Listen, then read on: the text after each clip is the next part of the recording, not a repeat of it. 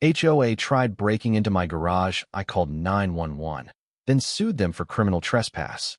Have you ever felt the chilling violation of your personal space, the sanctity of your home, when someone audacious and entitled attempts to breach your security, driven by a twisted sense of authority? I'm Ethan Reed, in my home, a charming craftsman bungalow nestled in the heart of the meticulously manicured community of Harmony Heights, was my sanctuary. It wasn't just a house. It was a workshop, a quiet haven where I pursued my passion for restoring vintage motorcycles. My garage, a detached, spacious structure at the rear of my property, was my pride and joy, filled with rare parts, specialized tools, and the gleaming chrome of my latest project, a pristine 1960 Triumph Bonneville. It was my private domain, a place of meticulous work and quiet focus. Then, Ms. Brenda Sterling arrived.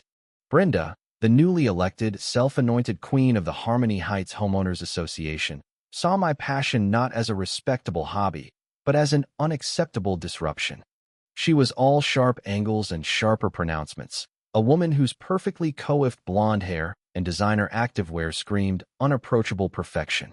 Her first official act, it seemed, was to send me a curt, imperious letter demanding the immediate cessation of my noisy and unsightly activities in my garage. It was, according to her, a visual blight, attracting undesirable elements, and a clear violation of community aesthetic guidelines. Her ultimate, thinly veiled demand was for me to shut down my workshop, sell my motorcycles, and conform to Harmony Heights' elevated standards, effectively stripping my life of its passion and livelihood. Her tone was dripping with condescension, her words a thinly veiled threat against everything I held dear. She looked at my garage, a testament to craftsmanship, as if it were a festering wound on the pristine landscape she envisioned. I tried to reason with her, calmly explaining that my workshop was soundproofed, my activities generated no noise complaints, and my motorcycles were meticulously maintained, often winning awards at local shows. I even offered to host a small, private viewing for HOA members, showcasing the artistic merit of my restorations. Brenda merely waved a dismissive hand, her perfectly manicured nails glinting. "Mr. Reed," she purred, her voice a brittle whisper of disdain, "your hobbies are simply not suited for the elevated standards of Harmony Heights. We are building a community of distinction, and frankly, your greasy machines detract from our property values. The bylaws are clear. No commercial activity without HOA approval, and all outdoor spaces must be uniform and manicured." Her words, delivered with an air of unassailable authority, left no room for debate. She was not interested in facts or community. She was interested in control and conformity. The true nightmare began on a sunny Thursday afternoon.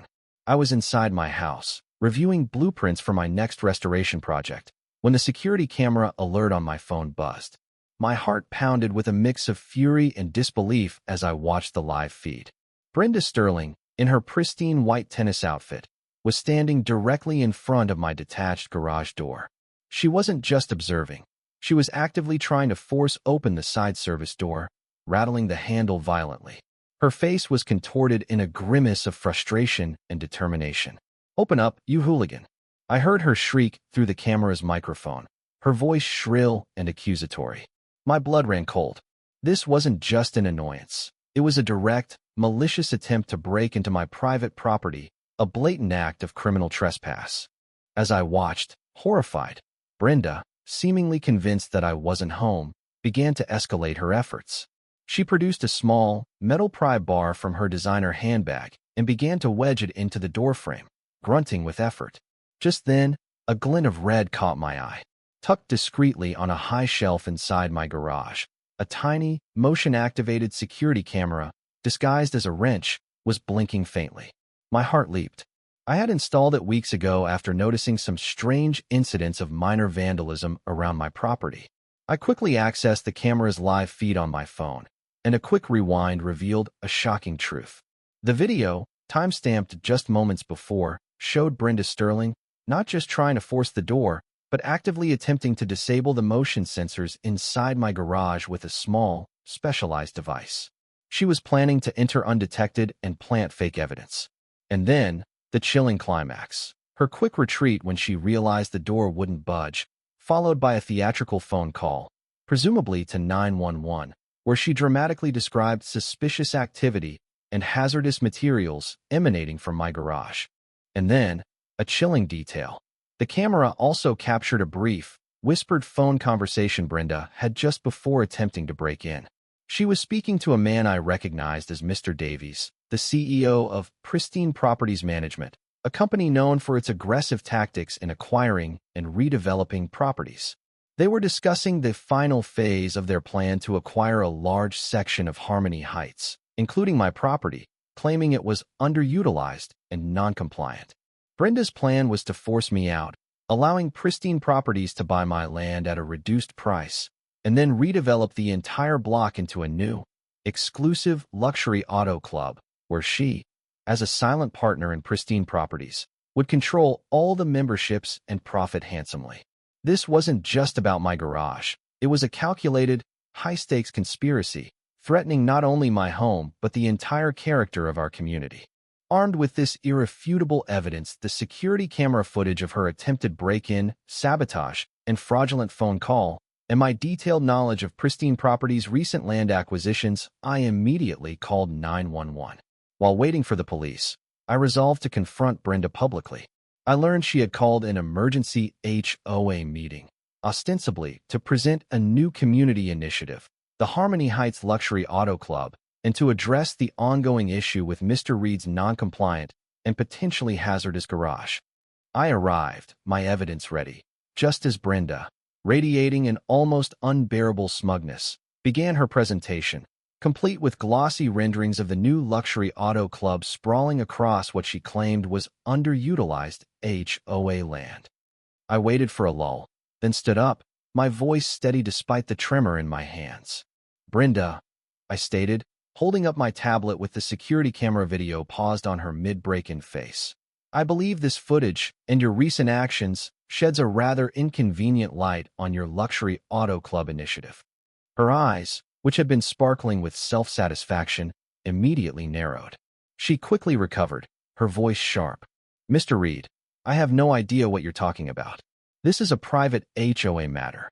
You are disrupting our proceedings, and your dramatics are quite unnecessary."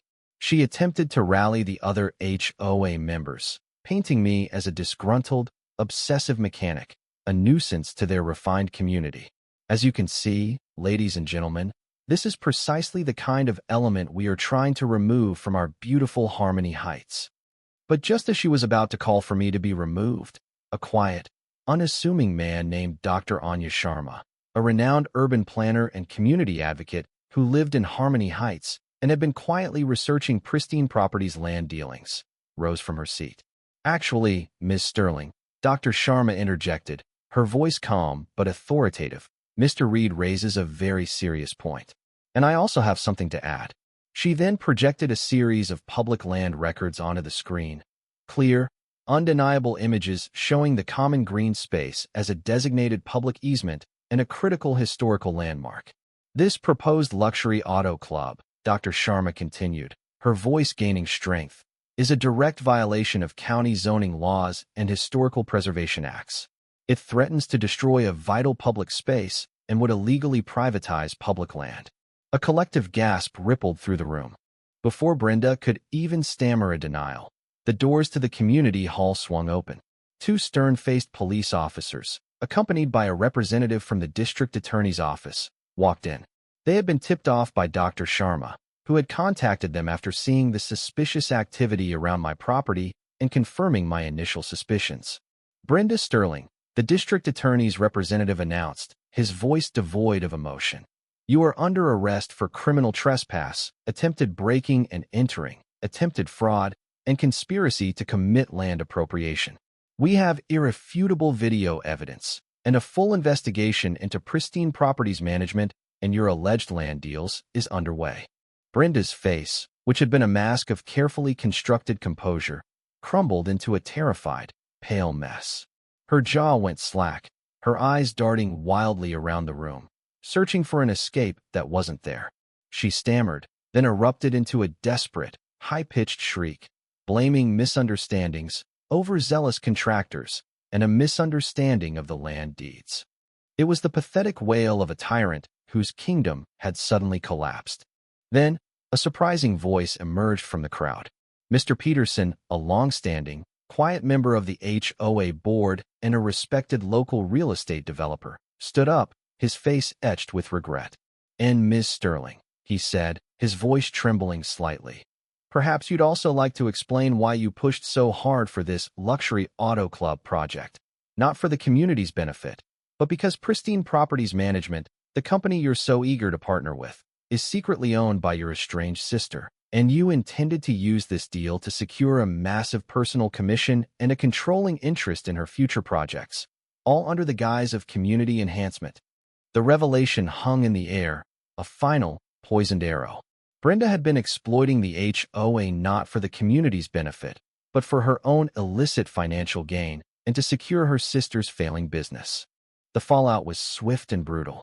Brenda was immediately stripped of her HOA presidency, her reign ending in public humiliation and a perp walk captured by local news. The police and district attorney's office launched a full-scale investigation, leading to severe fines and criminal charges for trespass, attempted breaking and entering, environmental violations, and attempted land appropriation. Pristine Properties Management, facing legal repercussions and public outrage, immediately lost their lucrative contracts and faced a barrage of investigations, leaving Brenda utterly isolated and financially ruined. She lost her position, her reputation, her social standing, and faced a future of crushing debt and legal battles. Her karma was a public, humiliating spectacle, a direct consequence of her petty tyranny and audacious fraud. I felt a profound sense of vindication, a quiet triumph that justice, however painfully achieved, had prevailed. My garage remained my sanctuary, more secure than ever, and my motorcycles gleamed, untouched by her malice.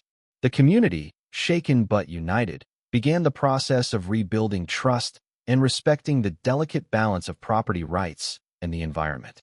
In a world where bureaucratic power can become a weapon and individual ego can lead to audacious exploitation and criminal acts, where do we draw the line between upholding rules and protecting personal property and the environment?